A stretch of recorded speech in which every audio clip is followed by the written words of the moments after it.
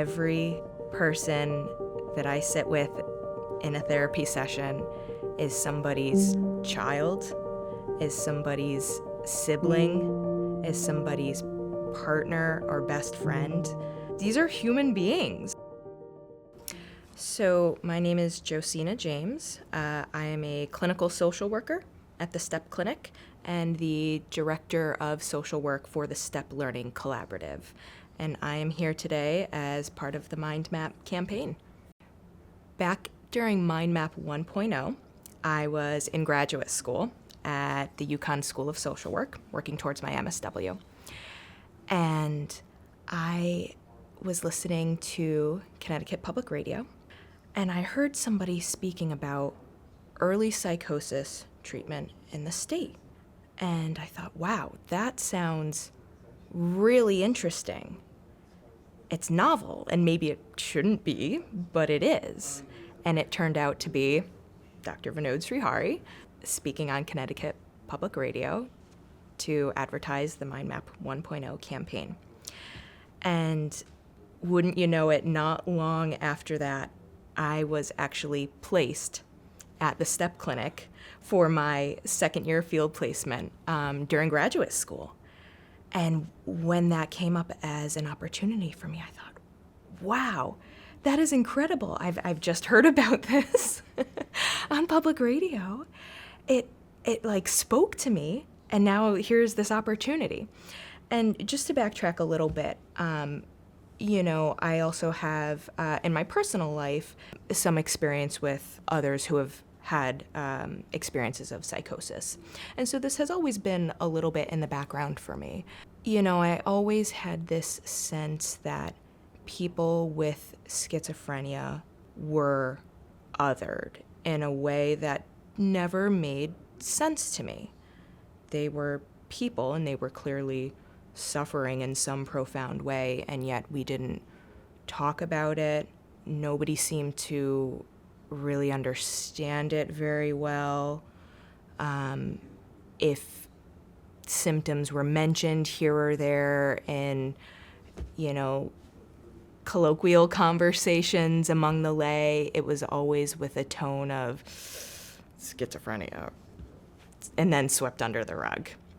And that never sat right with me, and I never understood why. And then when I had the opportunity to work for a clinic that didn't shy away from it, and not only didn't shy away from it, but actively affiliated with it and sought to help with this problem, that just really, really resonated with me. So I have been working in the field of early psychosis for 9, coming up on 10 years. I think what it is for me is that these are human beings that I am working with, and that I have the privilege and the honor of being a part of their team and their treatment and their recovery process, and that they go beyond their comfort zone to show up to appointments, to open up to us about really difficult things to talk about.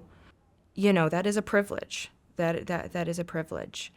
I'm also a parent now, and every person that I sit with in a therapy session is somebody's child, is somebody's sibling, is somebody's partner or best friend.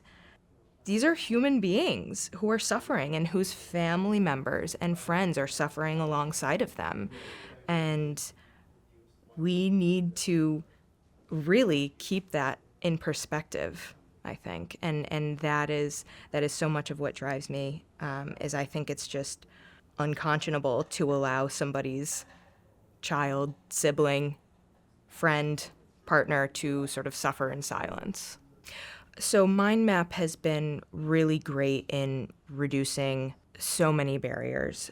We accept anybody, regardless of insurance status, regardless of immigration status.